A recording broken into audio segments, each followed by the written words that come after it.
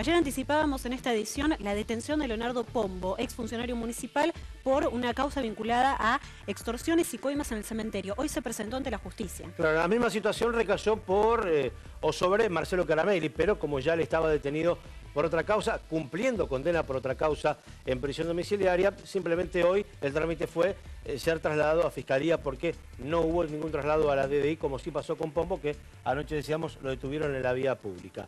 Esta mañana ambos fueron a Fiscalía, uno habló, el otro no. Pombo declaró, Caramelli se negó a hacerlo, por eso no hay mucho más para decir, pero sí, Pombo habló ante el fiscal Julián Martínez, porque Sorzano, quien lleva la causa, estaba en otro juicio, en el juicio por los abusos de un exatleta de apellido Robaina.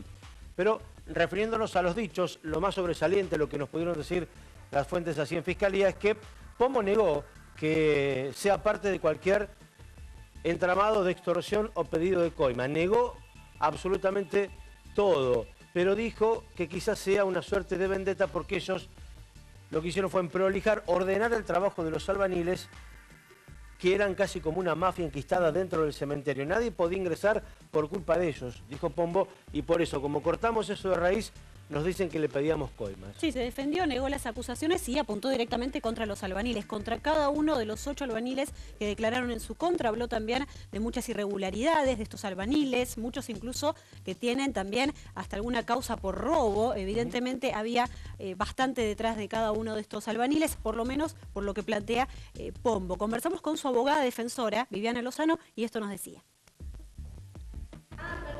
Hoy Pombo prestó una extensa declaración ante el doctor Julián Martínez, dado que el doctor Sorzano no pudo estar presente. Aclaró punto por punto cuál era la situación de estos albañiles, por qué motivos en algún momento fueron sancionados o por qué motivo fueron excluidos de que no podían realizar tareas. A ellos no se les cobraba por cada tarea que realizaban, sino que ellos tenían que cumplir una serie de requisitos, entre esos impositivos, facturación, monotributo, un pago de matrícula anual, un pago para ser proveedor, ¿sí?, de la municipalidad, porque en definitiva están siendo proveedores. Y cuando no estaban esas reglas al día, obviamente no podían realizar las tareas. Hoy lo que hizo Pombo es explicar punto por punto la situación de cada uno de ellos, que en ningún momento, obviamente, ni él ni Caramelli recepcionaron ningún pago a nivel personal. Es más, ningún pago recepcionaron porque no estaban en caja y porque estas personas cuando tenían que abonar algo lo tenían que hacer luego de que se les imprimiera un comprobante de contaduría de la municipalidad y efectuarlo en las cajas habilitadas del municipio. ¿Por qué habían sido sancionados los albaniles? ¿Qué situaciones tenían? ¿Algún ejemplo? Uno de ellos tuvo una causa por robo en el cual había sido encontrado mientras habría sustraído unos floreritos de unas tumbas.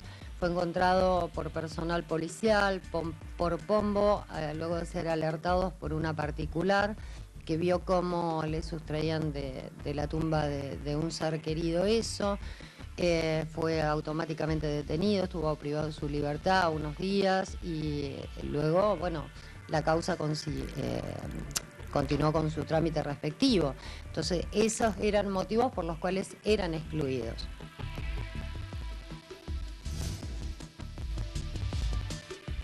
Profundizamos en esta causa por coimas y extorsiones en el cementerio municipal. Sí, después de las versiones vamos a información dura para entender un poco más y poner un cuadro más duro de información en la historia. Bueno, extorsión en el cementerio.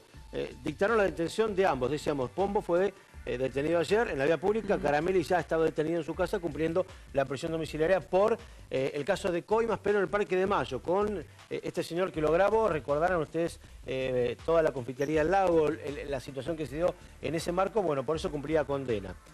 Y están acusados de presionar albaniles. ¿En qué años? Entre el 2007 y el 2010. Esto coincide también con las actuaciones de la causa vinculada a extorsiones en el Parque de Mayo. Una operatoria similar.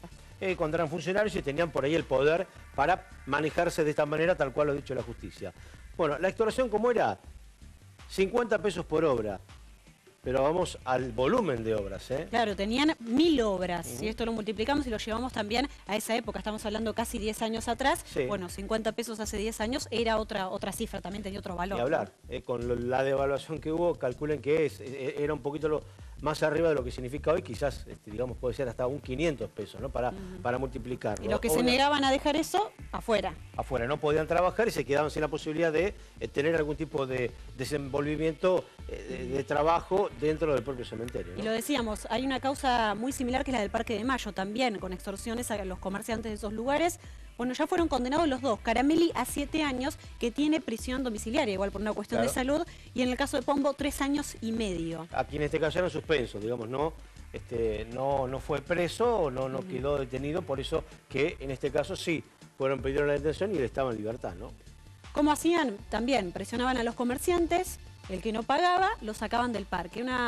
Decíamos, ¿no? Una manera de actuar bastante similar a lo que se los acusa en el cementerio, aunque esta investigación está abierta y sigue avanzando. Y todo este volumen de información lo había ofrecido tanto a la prensa como a la propia causa Lorena Cerneri, quien ha hecho de esto una causa personal a partir de la muerte de su hija en el Parque de Mayo hace ya varios años. Esa madrugada trágica, una rama cayó encima y murió. A partir de ahí toda la causa que la propia mamá siguió y bueno, no dejando un resquicio para estas personas a las que ha acusado permanentemente. Sí, mucha gente se acercó a otorgarle datos, información, pruebas que después terminaron en esta causa de las coimas del cementerio, porque la vieron como una persona que levanta la bandera de luchar contra estos exfuncionarios municipales acusados de corrupción, y también ella lo relaciona directamente con la muerte de su hija, porque mientras hacían esos negocios descuidaban, por ejemplo, el estado de los árboles. Conversamos con ella y esto decía. Nuevamente es una causa de extorsión, pero nosotros también nos vinieron a contar de todo el robo de cajones, el robo de tierras, el robo de huesos, de qué sé yo, de todo, se robaban todo. De alguna manera actuaste, como, si se quiere, como una especie de investigadora, porque fuiste parte clave en esta causa. Sí, también porque la gente se acercaba, ¿no? Nosotros íbamos al cementerio y la gente se acercaba a contarnos que le había pasado, cosas que le habían pasado. Se comunicó una señora desde Córdoba diciéndome que se habían tenido que mudar por las amenazas y demás, y que el marido estaba muy mal de salud por todo lo que había sufrido acá en el cementerio con estas personas. Bueno, y así se fueron juntando un montón de datos con el tema del robo. Fue lo que pasó en Santa Rosa, cuando se desfondó un cajón, cuando estaban sacando una señora que se había muerto, se desfondó el cajón, y ahí nos comunicamos con esa gente que nos dijo que el cajón era de segunda mano. La cooperativa lo adquiría por medio de una empresa de Bahía que se dedica a eso y que los vendía Caramelli. Bueno, muchos datos que fuimos recabando y bueno, nosotros enseguida lo llamamos a nuestro abogado, a Leandro Aparicio, y Leandro hacía el contacto con el fiscal en qué momento, y así íbamos llevando todos estos datos. Quizás no todo se pudo comprobar y por eso el delito es extorsión, pero que lo demás existe, seguro.